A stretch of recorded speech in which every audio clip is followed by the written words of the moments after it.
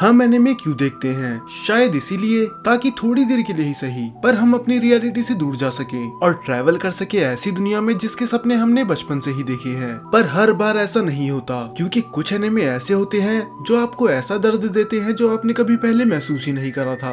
वो आपके अंदर एक ऐसी स्ट्रेंज फीलिंग जगाते हैं जो आपको खुद नहीं पता थी कि आपके अंदर है। तो आज हम ऐसे ही टॉप 10 एनिमे मूवीज और सीरीज के बारे में बात करने वाले हैं जो खत्म होने के बाद भी लोगों के दिल में अपनी छाप छोड़ के चली गई। नंबर 10 पे है समर घोस्ट। इस कहानी में हमें दिखाए जाते हैं 3 दोस्त जो तीनों ही अपनी लाइफ से पूरी तरह परेशान थे। उन्हें समझ में नहीं आता कि वो अपनी लाइफ के साथ करे क्या, क्योंकि वो एक फेलियर के अलावा कुछ नहीं थे। तो वो तीनों डिसाइड करते हैं कि वो मिलेंगे उस लड़की से जिसने अपनी जान ली थी, और इस भूत को बस वही लोग देख सकते हैं जिनकी जीने की इच्छा पूरी तरह से खत्म हो चुकी हो। और जो अपनी लाइफ से सबसे ज्यादा परेशान था वो था तोमोया। तो तोमोया अयाने से ये जानना चाहता था कि आफ्टर लाइफ कैसी है, आखिर उस दुनिया में भी कोई दुख दर्द होते हैं या फिर नहीं। पर अयाने उसे कोई सीधा जवाब नहीं देती, वो बस उससे बोलती है कि कुछ टाइम उसके साथ स्पेंड करने के लिए। और अयाने के साथ टाइम स्पेंड करने के बाद उसे लाइफ की वैल्यू पता चल गई थी। पर तोमोया को एक बात समझ में नहीं आती कि अयाने जैसी लड़की जो लाइफ की इतनी परवाह करती है, आखिर उसने खुद की जान क्यों ली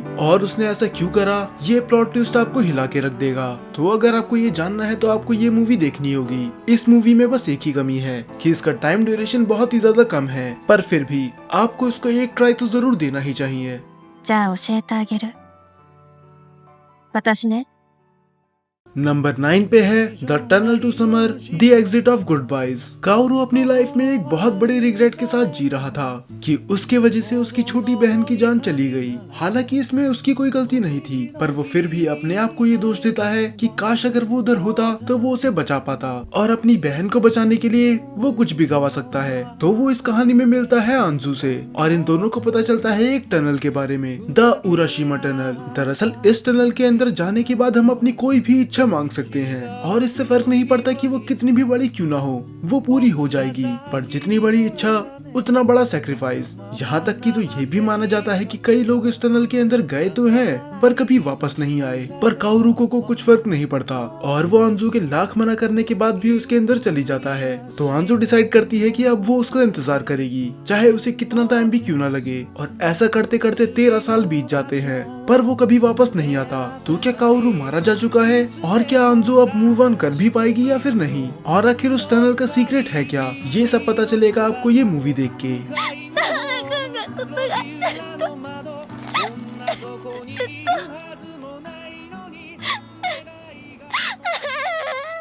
नंबर 8 पे है असासिनेशन क्लासरूम। सोचो क्या होगा अगर आपको स्कूल जाके पता चला कि आपको अपने टीचर की जान लेनी है। हाँ, हालांकि कई बच्चों का ये सपना होगा, पर इनकी ये मजबूरी थी, क्योंकि कोरो सेंसे ने साफ बोल दिया था कि वो चांद को तो पहले डिस्ट्रॉय कर चुके हैं, और वो 1 साल के अंदर अंदर अर्थ को भी इसी तरह तबाह कर देंगे। और उसे रोकने का बस एक ही तरीका है, कोरो सेंसे को जान से मारना। पर पूरी वर्ल्ड गवर्नमेंट के पास भी इतनी पावर नहीं थी कि वो उसे हरा सके। तो कोरो सेंसे एक शर्त रखते हैं कि वो कुछ गिने चुने बच्चों को ट्रेन करेगा। वो स्कूल में बिल्कुल एक टीचर की तरह ही रहेगा, और वो किसी भी बच्चे को जान से नहीं मारेगा, पर वो बच्चे उसे जान से मार सकते हैं। तो इस पूरे एनिमे सीरीज में सभी बच्चे उसे जान से मारने की कोशिश करते हैं, पर इनमें से कोई भी कोरो सेंसे को हेट नहीं करता था, क्योंकि वो सच में बहुत ज्यादा अच्छे टीचर थे। पर इतना अच्छा होने का मतलब ये नहीं कि वो अपनी बात से मुकर जाएंगे। तो आखिर क्या होगा, जिस मॉन्स्टर को पूरी वर्ल्ड गवर्नमेंट नहीं रोक पाई, क्या उसे कुछ बच्चे रोक पाएंगे? क्योंकि ये तो तय है, या तो कोरो सेंसे रहेंगे या फिर प्लेनेट अर्थ। तो आखिर एंड में कौन जीतेगा, इसके लिए आपको देखना पड़ेगा ये एनिमे, और ये आपको पक्का रोने पे मजबूर कर ही देगा। この先生なら殺意さえも受け止めてくれるって。地球を爆破されるその前に先生を殺します。नंबर 7 पे है हेलो वर्ल्ड। इस कहानी में नाओमी नाम का एक इंट्रोवर्ट लड़का होता है जो एक लड़की को पसंद तो करता है, पर उसकी कभी हिम्मत ही नहीं होती कि वो उसे कन्फेस कर सके। पर एक दिन अचानक से वो मिलता है अपने ही फ्यूचर से। दरअसल नाओमी फ्यूचर से टाइम ट्रेवल करके वापस आता है ताकि वो अपनी गर्लफ्रेंड को बचा सके जो फ्यूचर में मर चुकी है। पर प्रेजेंट नाओमी बिल्कुल कंफ्यूज था कि आखिर उसकी कब से गर्लफ्रेंड बन गई। गर्लफ्रेंड तो छोड़ो, वो तो लड़कियों से बात तक नहीं कर सकता। और बस इतना ही नहीं, उसे सबसे बड़ा झटका तो तब लगता है जब उसे पता चलता है कि वो फ्यूचर में रूरी को डेट करेगा, क्योंकि वो तो उसके टाइप की है ही नहीं। नाओमी तो किसी और लड़की को पसंद करता है, पर फिर भी वो फ्यूचर नाओमी की बात सुनता है और उसकी मदद से यूरी को इम्प्रेस करने की कोशिश करता है। और फाइनली रूरी और नाओमी क्लोज हो जाते हैं। पर आखिर फ्यूचर नाओमी यहाँ पर क्यों आया था? क्योंकि अगर उसे अपनी गर्लफ्रेंड को बचाना था तो वो डायरेक्ट उस टाइम पे जा सकता था जहाँ पर उसका एक्सीडेंट हुआ था। क्या वो टाइम ट्रैवल के बारे में भी सच बोल रहा है या फिर नहीं? और क्या वो रूरी की डेथ को रोक भी पाएगा या फिर नहीं? ये सब पता चलेगा आपको ये मूवी देख के। हालांकि इसकी एंडिंग आपको बहुत ज्यादा कंफ्यूज कर सकती है, पर मैं दावा कर सकता हूँ कि इसकी स्टोरी आपको जरूर पसंद आएगी।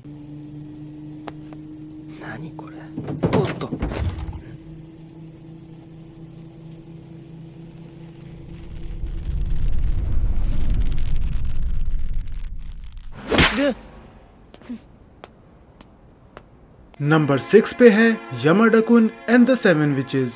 यामाडा बिल्कुल ही ढीठ लड़का था। वो ना पढ़ाई में अच्छा था और ना ही वो किसी की सुनता था, और लड़ाई में तो वो सबसे आगे था। यहाँ तक कि टीचर्स भी उससे परेशान थे। पर उसकी जिंदगी पूरी तरह से बदल जाती है जब उसकी बॉडी चेंज हो जाती है क्लास टॉपर के साथ। और तब यामाडा को रियलाइज होता है कि उसके पास एक पावर है कि वो किस करके किसी भी विच की पावर कॉपी कर सकता है। और वो बस पावर कॉपी नहीं करता, वो उन लोगों के एक्सपीरियंस, उनकी मेमोरीज और यहाँ तक कि उनकी दुख और दर्द भी कॉपी कर लेता है। तो वो उन विचेस की पर्सनल लाइफ फील कर सकता है। और ऐसे ही इस पूरे स्कूल में होती है 7 विचेस, और हर एक विचेस की मदद करने के बाद यामाडा धीरे धीरे चेंज होने लग जाता है। वो पहले हर बार अकेले रहा करता था, पर अब उसके दोस्त बन चुके हैं। और जब यामाडा को लगता है कि अब उसे सब कुछ मिल चुका है, तभी उसके अलावा सभी लोगों की याददाश्त चली जाती है। अब वो फिर से अकेला पड़ चुका था। अब सबकी नजरों में वो फिर से एक घमंडी और एक बदतमीज बच्चा था, तो कोई भी उसे मुंह नहीं लगाता। तो क्या होगा? क्या यामाडा कुन फिर से अकेला हो जाएगा? और आखिर इन विचेस की पावर के पीछे सीक्रेट क्या है, ये सब पता चलेगा आपको ये एनिमे देख के।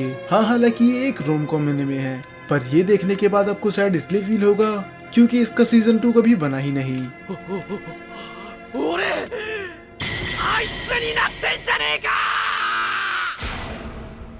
नंबर 5 पे है Dragon Ball Z the history of Trunks. अगर आपको लगता है कि कोई ड्रैगन बॉल की स्टोरी आपको नहीं रुला सकती, तो आपको ये जरूर देखनी चाहिए। दरअसल यही है हमारी ओरिजिनल टाइमलाइन, जिसमें गोकू हार्ट वायरस से मर जाता है और फ्यूचर में राज होता है एंड्रॉइड्स का। अब कोई भी सेन नहीं बचा होता सिवाय गोहान और ट्रंक्स के। और अब तो लड़ने का भी कुछ फायदा होता ही नहीं, क्योंकि एंड्रॉइड्स ने सबको मार दिया था और ड्रैगन बॉल्स भी पत्थर बन चुके थे। और फाइनली गोहान की डेथ के बाद भी ट्रंक्स पूरी तरह से अकेले हो जाता है। और इसके बाद क्या हुआ और कैसे हुआ ये तो आपको पता ही होगा, पर फिर भी अगर आप ड्रैगन बॉल के फैन है तो आपको ये मूवी तो जरूर देखनी ही चाहिए।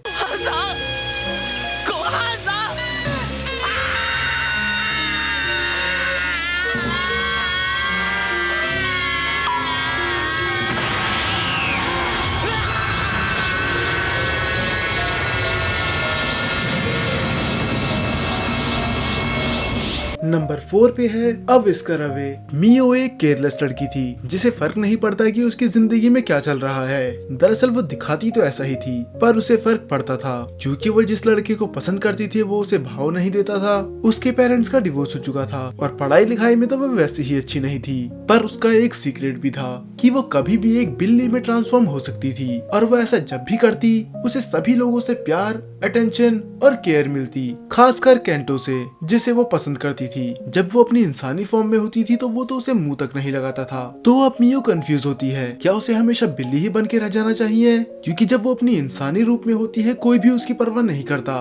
पर क्या ये एक सही आइडिया होगा? क्योंकि हर चीज के कोई ना कोई कॉन्सिक्वेंसेस होते ही हैं। तो इसके लिए आपको ये मूवी देखनी होगी। You hate me that much, huh? Number 3 पे है एंजल बीट्स। ये एनिमे शुरू में तो एक नॉर्मल एनिमे की तरह ही लगता है, जिसमें कुछ बच्चों की स्कूल लाइफ दिखाई जाती है, पर हमें कुछ ही देर बाद पता चल जाता है कि ये कोई नॉर्मल स्कूल नहीं है। दरअसल ये सब लोग मौत और जिंदगी के बीच में फंसे हुए हैं, क्योंकि जब ये मरे थे इनका कोई ऐसा सपना या फिर कोई ऐसी इच्छा थी जो पूरी नहीं हो पाई, और जब तक ये उस इच्छा या सपने को पूरा नहीं कर लेते तब तक ये स्वर्ग या नर्क नहीं जा सकते। पर ओतोनाशी की तो यही दिक्कत थी कि उसकी याददाश्त चली गई थी। उसे अपनी लाइफ के बारे में कुछ याद था ही नहीं, पर धीरे धीरे करके ही सही उसे अपनी याददाश्त वापस आने लग जाती है। और वो सीन सीन सच में बहुत ज्यादा इमोशनल था। तो आखिर क्या होगा? क्या याददाश्त आने के बाद भी वो वापस जा पाएगा? और आखिर उसकी याददाश्त गई क्यों थी? ये सब पता चलेगा ये एनिमे देखने के बाद। さようなら奏ちゃん नंबर 2 पे है योर लाई इन अप्रैल कोसे, जो एक टाइम पे एक म्यूजिकल जीनियस था, पर अब वो पियानो नहीं बजा सकता क्योंकि अब उसे उसके खुद के नोट्स ही नहीं सुनाई देते। और ये सब हुआ उसकी मदर की डेथ के बाद। वो बस एक ही चीज में अच्छा था और अब वो भी नहीं कर सकता। मानो अब इसकी लाइफ का कुछ मतलब ही नहीं है। इसकी लाइफ पूरी बेजान हो चुकी थी जब तक इसकी लाइफ में नहीं आई काओरी। काओरी ने आते ही इसकी पूरी जिंदगी को रंगों से भर दिया। पर उसमें भी एक प्रॉब्लम थी कि काओरी इसे नहीं, इसके दोस्त को पसंद करती है और इसीलिए कोसे ने भी कभी उससे अपनी फीलिंग्स कन्फेस नहीं करी। तो क्या होगा? क्या कोसे कभी उसे कन्फेस कर पाएगा? और क्या काओरी उसके दोस्त को छोड़कर कोसे को चुनेगी या फिर नहीं? और हाँ, एक और चीज, जैसे ही हम नाम सुन के बता सकते हैं कि इसमें काओरी एक बहुत बड़ा झूठ बोलती है और सच में वो झूठ आज तक एनिमे फैंस को हॉन्ट करता है। तो आखिरकार वो झूठ क्या था? ये सब पता चलेगा आपको ये एनिमे देख के, और इसकी एंडिंग देख के तो आप पक्का रो ही देंगे।